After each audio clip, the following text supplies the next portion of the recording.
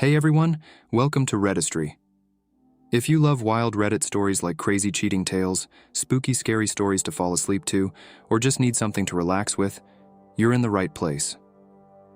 We've got a new Reddit stories compilation for you every week, so make sure to like, comment, and hit that subscribe button. Also, don't forget to turn on notifications so you never miss an update. Let's get into it. The itch. It all started with a crack. It always starts with a crack. A minor imperfection that catches your attention during those brief moments on autopilot. For me, it happened while I was putting away laundry. I was going through the house, upstairs to downstairs. It's that feeling, you know, the one when something is off. Lying in bed at night trying to remember if you locked all the doors or turned off the stove burners. Sitting in your car after work, wondering who you forgot to call. A word you just can't place. A memory you have the faintest recollection of, an itch needing to be scratched.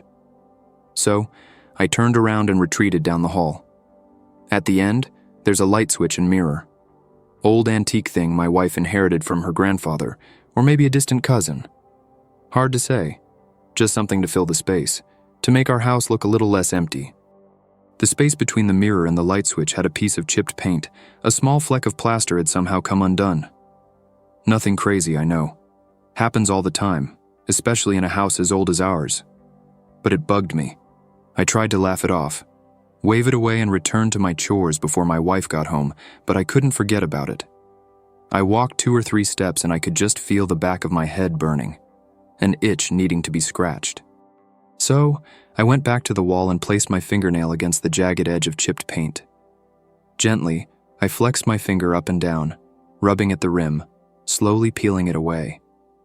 But you know how these things go. Little by little, I started picking and pulling and prizing the paint away from the wall. A tedious task that I made faster with a flat-edge pizza cutter from the kitchen. I'm not much of a handyman, to my wife's chagrin, and I quickly realized I'd picked the wrong tool for the job. I went back to the kitchen and exchanged my pizza cutter for a knife. The process picked up some. I was peeling away entire strips of eggshell white paint. The more I peeled, the more jagged edges I found. The more I cut away, the more bubbles formed in the paint. I came to the conclusion that I would just have to do away with it all and repaint the wall later on the weekend. But the tedious process was killing me. Figuratively speaking. In the basement, with all the tools I'd amassed over the years from friends and family, I found a metal scraper. I went back upstairs and dug in until most of the back wall was without paint. There was a great deal of satisfaction there, I must admit. But as soon as I put my scraper down, I realized that there was a small crack in the drywall beneath. Same place as before, directly centered between the mirror and light switch. I thought about filling it with plaster or glue or hell, maybe even enough latex paint would fill the gaps. But the very idea of that made my skin crawl. It wasn't right. It seemed insufficient, indecent, distasteful. No, it too had to be done away with. Backtracking downstairs, I went into my wife's studio and retrieved a small chisel from one of the dresser drawers. Like Andy Dufresne, I started etching and carving and digging my way through. Small chunks of plaster fell to the floor. Pockets of dust wafted with every stab, every incision. My eyes were starting to sting, but I couldn't pull myself away from my work long enough to grab a pair of goggles. I just kept chiseling, squinting against the debris. Much like before, my patience got the best of me. I couldn't stand how tedious it was, the amount of time it required. From under the kitchen sink, I grabbed a hammer. The drywall crumbled and collapsed with a number of swings. This, too, was in its own way satisfying. But still, a few pieces remained nailed to the studs. I ripped them off and tossed them aside. Stepping back, I admired my work. I could see the internal wires and pipes, the insulation in between each stud. Could smell the musty dew that reminded of my father's truck. He was a farmer, never had time to clean his truck, and within a few years, it was less of a truck and more of an ecosystem for pests. Mice especially. You could always hear them rattling around in between the metal panels whenever Dad got the engine going over 45, squeaking in panic as their entire world shook apart. My satisfaction from a job well done was short-lived. When my wife came home, well, to put it simply, she wasn't happy. We had a very long discussion about my actions. There were accusations of being drunk or high or having lost my mind. I knew without a shadow of a doubt that at least 2 of those were not plausible possibilities.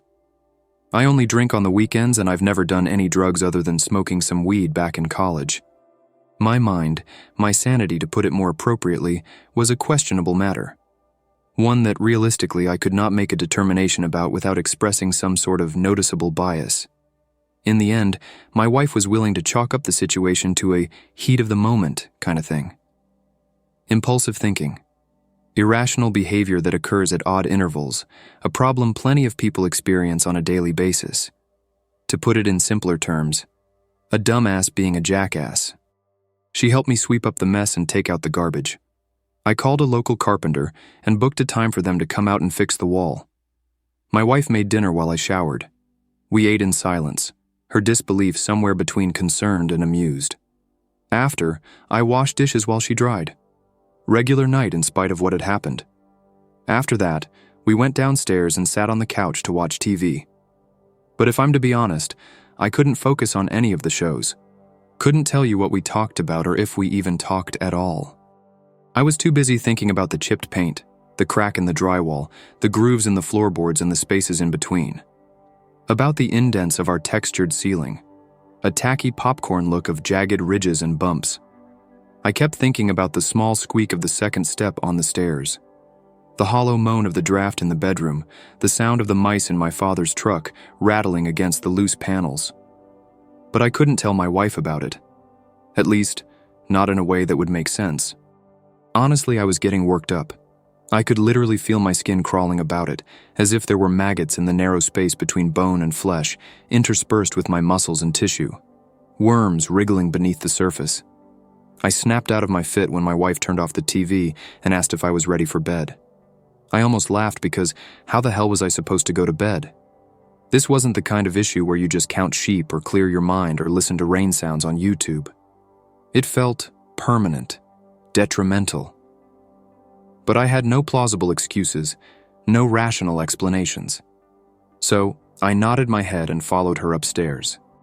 For about an hour or so, I lied in bed beside my wife listening to her snore, feeling the gentle rhythmic motion of her chest raising and lowering with every breath. Occasionally, the heat kicked on to help dispense the silence. But still, I could hear it. I could hear the quiet, the soft buzz of nothing in my ears. That flurry of emptiness like a light snowfall in the dark of night. Sighing, I climbed out of bed and stepped into the hall. To resist the urge to look at the wall was perhaps the hardest thing in my entire life. I was a child, trying not to admit their mistake, hoping that if maybe I ignored it long enough it would suddenly disappear. I walked into the bathroom and closed the door behind me. I used the toilet, washed my hands thoroughly, but it still felt like there was some residue on them. So, I washed them again, applying an extra lather of soap. Then, I just stared at myself in the mirror. I was almost afraid to go back out into the hall because I knew that if I glimpsed the wall, I wouldn't be able to walk away again. Wouldn't be able to ignore it. I was just biding my time, trying to build up a tolerance of sorts. Psyching myself up for possibly the most mundane battle in existence. Just as I was about to leave, I noticed something in my reflection. A small dot on my forehead. At first I thought it was a mosquito bite or a spider bite, but as leaned in closer to inspect, I recognized it as a pimple. Hadn't seen many of those since my college days. Let me tell you, it was not a sight I missed. I positioned my index fingers, one on either side, and pushed them together. A small spot of white pus came slithering out and I wiped it onto a piece of tissue paper, tossing it into the bin. But for some reason, I wasn't convinced I'd gotten it all. Pimples always had a way of producing more fluid. So, I repeated the process, putting a finger on opposite sides and squeezing. More pus came followed by a yellowish transparent fluid. I applied more pressure until it hurt. This time, a small dot of blood came out instead. Finally, I thought with a hint of relief. I turned on the tap, wetted my fingers and wiped the blood away. Then, I opened the medicine cabinet and grabbed a small bandage. Peeling away the disposable paper, I glanced into the mirror again. Instantly, my eyes went to that small bump on my forehead, flushed red with blood beneath the skin. somehow bugger than before, swollen by my interference. Ugly little thing, just ignore it, I told myself. But it was there, that gnawing at the back of my mind, unfinished business, an itch needing to be scratched. My mother used to tell me never to pop my pimples or pick at my scars. She would have been disappointed then, because that's exactly what I did. I started picking at it with my fingernails, digging a small gouge in my forehead, but it wasn't enough. My tools were insufficient.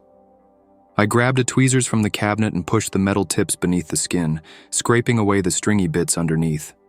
The remnants of pus and hair and oil and blood and all that built-up grime. When my patience had run thin, I snuck downstairs into the garage for a piece of sandpaper. I rubbed the skin raw, ignored the pain that ensued, because more than that stinging sensation was an overwhelming dissatisfaction, a possessive feeling that slowly consumed me whole. But even it was paltry in comparison to the itch at the back of my mind. In the end, when my piece of sandpaper was worn dull, I returned upstairs and grabbed the cheese grater from the kitchen. Then, I locked myself in the bathroom. The pimple had become a vulgar mess of blood and raw skin, a hole in my flesh about the diameter of a golf ball. Putting the cheese grater to my forehead, I took a deep breath and exhaled. The itch needed to be scratched, and while I was cognizant of my actions, of the irrationality behind them, I just couldn't stop myself. Couldn't help myself from continuing this little conquest. My wife started knocking on the door, and when I didn't respond, she began pounding her fists against the wood, rattling the door in its frame, making the hinges jiggle and squeal. Sort of like those mice in my father's truck.